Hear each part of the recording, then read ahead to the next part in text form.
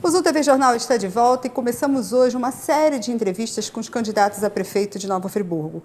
Abrindo essa série de entrevistas, eu recebo aqui na bancada do Zoom TV Jornal, com muito prazer, o candidato do PSTU, Hugo Moreno. Boa noite, candidato. Obrigada pela sua participação. Uma boa noite. Quero saudar a produção, saudar a emissora pela igualdade de oportunidade que foi, desde o início, organizada entre os candidatos. Em um momento muito difícil no país em que há uma restrição, de certa forma, no tempo de televisão, às candidaturas. A TV Zoom está de parabéns. Muito obrigada. O nosso tempo começa a contar a partir de agora, são 12 minutos. Candidato, por que ser prefeito de Nova Friburgo? Bom, primeiramente, Friburgo é um município que tem muito potencial, né? Uma cidade operária, onde a maior parte da população é trabalhadora e falta oportunidade das pessoas terem uma alternativa. Né? Andando pelas ruas, a gente vê um desânimo muito forte em relação à política, por questão dos escândalos de corrupção. E, em relação a isso, eu quero prestar solidariedade, né, aos eleitores e dizer que é mais do que justo se indignar diante de uma situação como essa. Né? Apesar de eu ter pouca idade, eu tenho 28 anos de idade, né, sou bancário, né, sou um trabalhador, mas eu tenho uma vida militante desde muito jovem. Comecei a militar desde os 14 anos nos movimentos sociais. Né, eu sou formado em História e pós-graduado em História Antiga e Medieval e me sinto preparado para lançar à população um programa de governo que seja voltado para os trabalhadores, para a juventude, né, para o povo em geral. Vamos falar de saúde, né? Eu acho que hoje o grande problema da população, né? A gente vê no Brasil inteiro, até no mundo inteiro, a questão da saúde. O senhor fala no seu programa de governo uma preocupação muito grande com os servidores públicos. De que maneira o senhor pretende levantar essa bandeira da saúde pública em Nova Friburgo? Em primeiro lugar, é necessário ouvir a comunidade, ouvir os servidores públicos da saúde. Então, nosso compromisso é com conselhos populares nos bairros, né, fiscalizando os postos de saúde, um grande conselho dentro do Raul Sertã para fazer uma gestão direta dos funcionários e da comunidade, desde o pessoal da limpeza da cozinha, né, que inclusive, né, conversando com esses trabalhadores, há um atraso de salário dos servidores da cozinha, dos funcionários terceirizados da cozinha. Então, em primeiro lugar, é dinheiro público para a saúde pública, né, porque muitas vezes o dinheiro público vai para empresas privadas prestadoras de serviço. E a gente sabe que a quebra do Estado do Rio de Janeiro se deu muito por causa disso. Das OSs, que são empresas privadas que começaram a controlar as UPAs, os hospitais. Então, o dinheiro público deve ir para a saúde pública.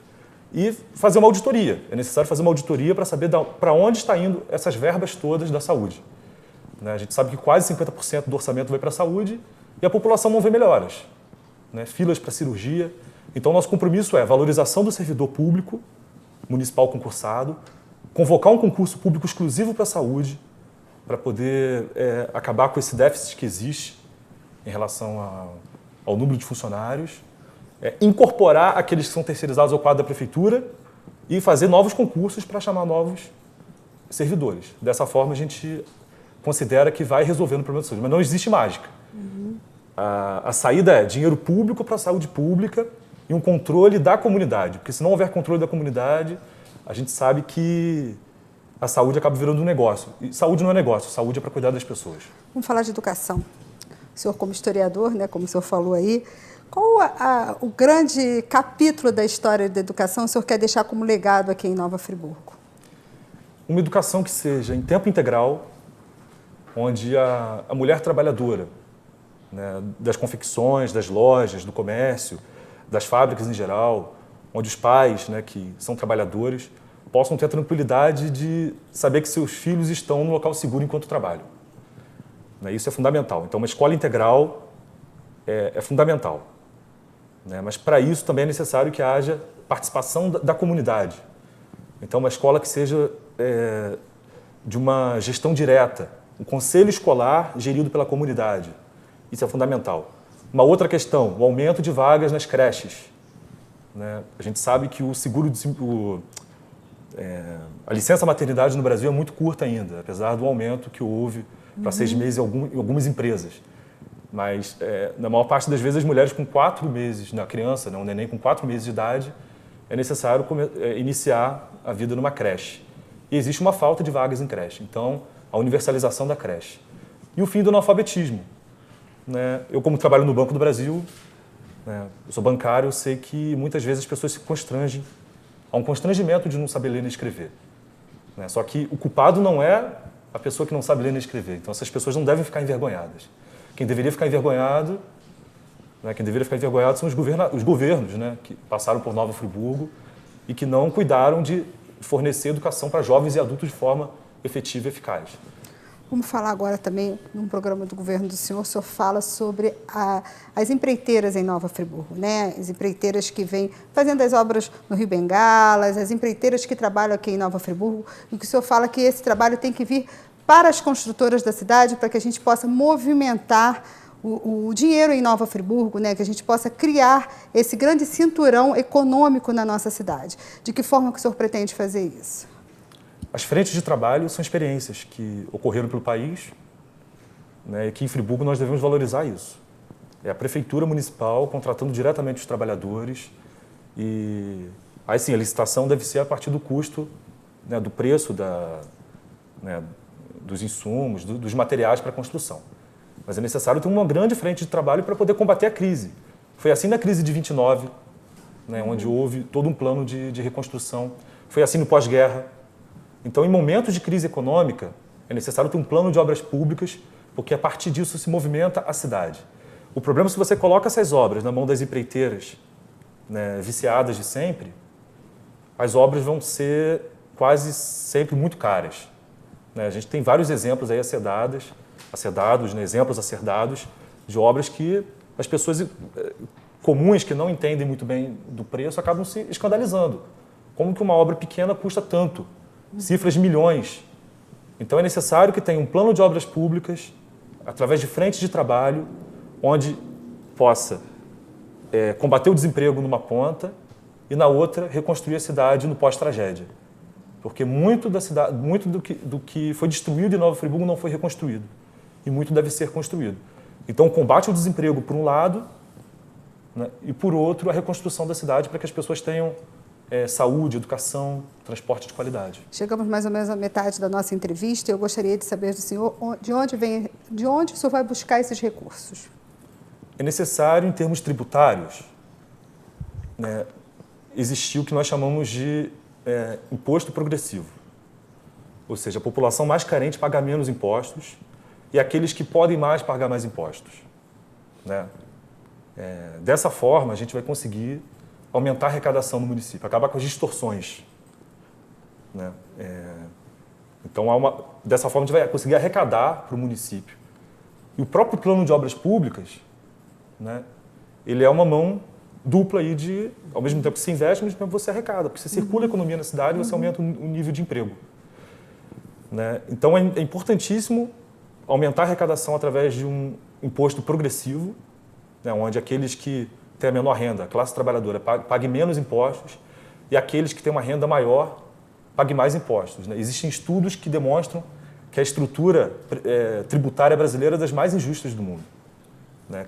Quem paga mais imposto no Brasil é a classe média e os mais pobres, a classe trabalhadora.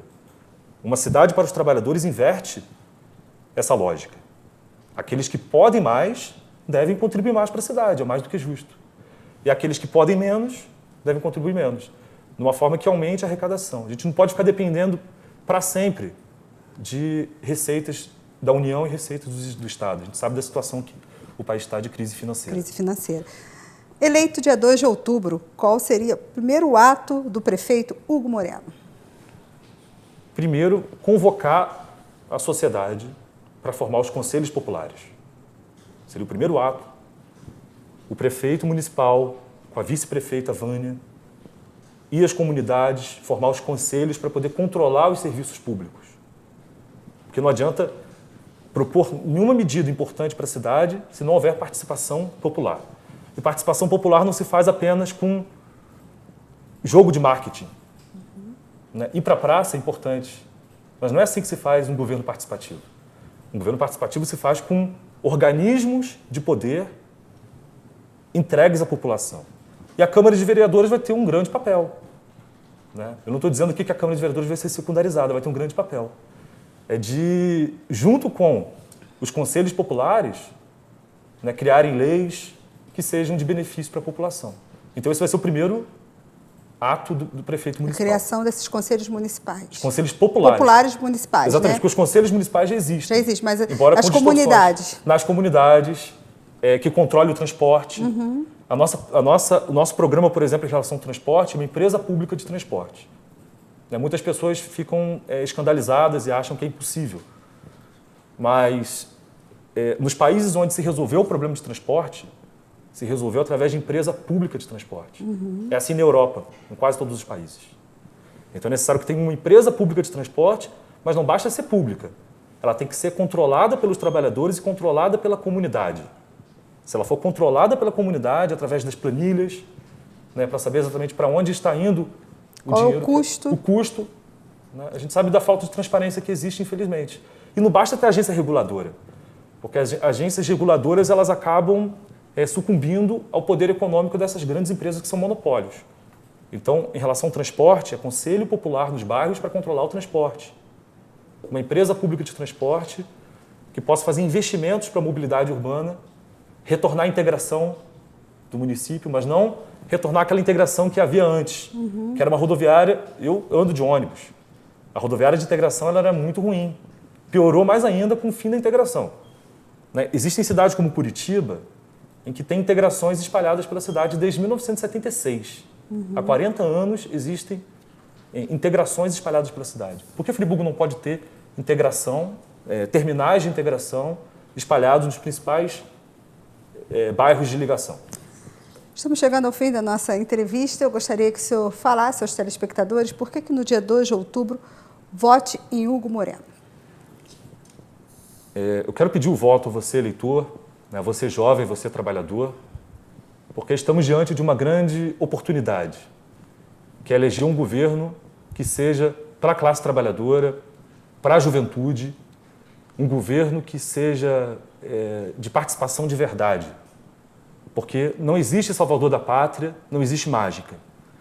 Né? Agora, os políticos estão prometendo muitas coisas.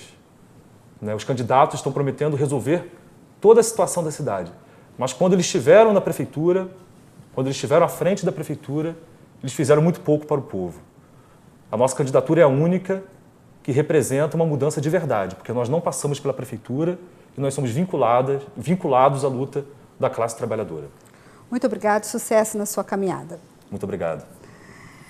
E lembrando, exerça seu voto, exerça sua cidadania. É a TV Zoom nas eleições de 2016.